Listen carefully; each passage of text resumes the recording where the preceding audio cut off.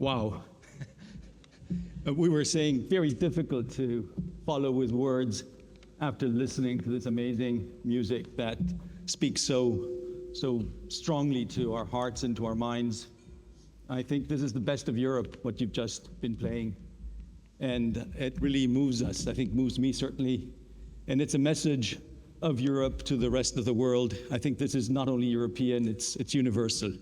And I think that's what the European Union really aspires to, not to be universal itself. It isn't. We're in a small continent compared to the magnitude of the world. But we do aspire to contribute to the world and to contribute to a very peaceful world. But again, I have a speech which I will read, but I just couldn't help saying a few words from the heart after listening, hearing this amazing music. And huge thanks to the youth choir. Huge thanks to the young musicians, symphony orchestra, principal conductor, James Blair.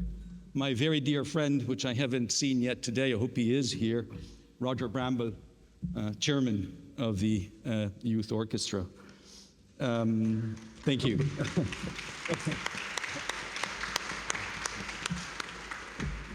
I do want to follow London diplomatic practice, so I am going to say a few words, despite that I think no words are really needed. And I am here together with two very dear friends and British authorities. I thank you very much for joining us here today, dear Secretary of State for Northern Ireland, dear Chris, dear Minister of State for Europe, dear Nusrat. Thank you so much for accompanying us. I think your presence here is very telling in what our relationship is with the European Union. This morning, I had the privilege to listen to Lord Cameron speak, in one of his very clear and strong messages was that the relationship with the European Union was one of the most important things for the UK. And I dare say that the relationship with the UK is at the highest level for the European Union as well. We are in a continent, we share interests, we share values, and we have to work together, particularly in the very challenging times that we're facing. I was going to refer, and I will refer to, how 2023 and the year that has gone back since last time we met here has been an amazing year in EU-UK relations. I think we've rebuilt trust. And very much the Windsor framework that you, Chris, together with James Cleverly, together with Mado Sefcovic, our Executive Vice President, contributed to build, and which allows actually Northern Ireland to benefit from the advantages of the single market while remaining, as it should, in the internal market of the United Kingdom. And understanding each other's concerns and interests, we've managed to find very practical solutions that have been, I think, extremely positive. And we've seen this throughout the year, not least with the restoration of power-sharing institutions, which we very much welcome and will no doubt bring stability, further stability and prosperity to Northern Ireland.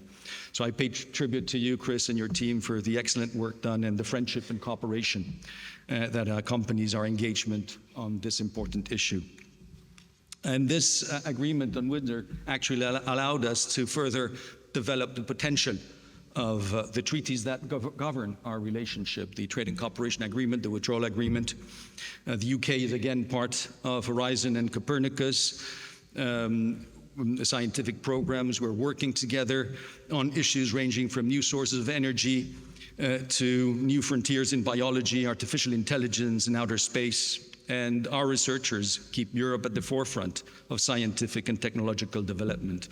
This is no doubt key to our mutual security, resilience, and prosperity. We also activated a financial regulatory forum, launched dialogues on counterterrorism and cybersecurity, and more cooperation is yet to come. Of course, as in any relationship, this doesn't mean that there are no difficulties and no problems, but what it does mean and show is that the channels that we have created to develop a healthy relationship are effective and are working. Keeping a strong EU-UK relationship is today more important than ever. The future of our continent is being defined now. For a second year, we have been unflinchingly supporting Ukraine in its fight against Russian aggression, and this requires a united Europe. In Blenheim on July 18, the UK will host the 4th summit of the European political community, and defending Ukraine's sovereignty will be at the center of discussions amongst our leaders. In the Middle East, where the European plays an important role in promoting dialogue and peaceful solutions with its partners, the European Union and the United Kingdom work side by side towards the same goals. A strong EU-UK relationship requires a strong EU and a strong UK. It is particularly significant that we have just celebrated the 20th anniversary of the 2004 EU enlargement. 10 new member states joined the Union 2 decades ago. The accession brought unprecedented development and prosperity to all of them. It also made the European Union stronger and more fit for purpose.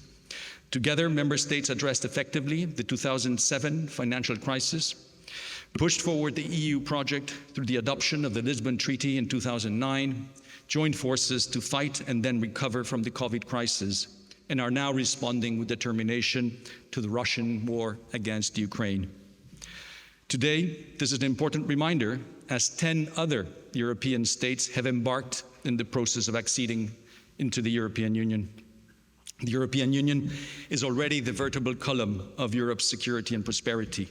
Through further enlargement, its central role will be reinforced in the future. Europe Day is also about its citizens, and there are millions living in the UK.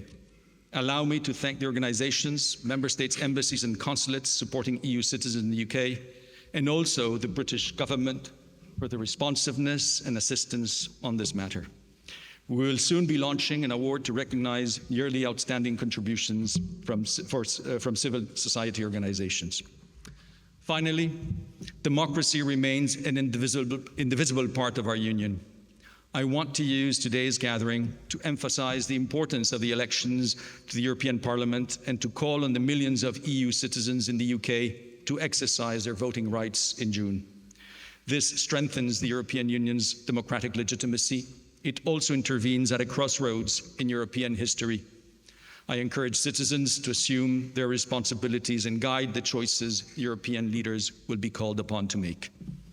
Dear Chris, dear Nusrat, dear colleagues and friends, many thanks for joining us today in a celebration that aspires to be truly pan-European, a stronger Europe that engages with the rest of the world to address global challenges. May I now I was going to raise a glass, but I see I don't have one. But I would like to, thank you very much. And maybe that's very good, thank you. Thank you very much. We all have glasses now. And I hope some of you have glasses as well, because I do want to raise the glass to His Majesty, the King, Charles III, but to the King.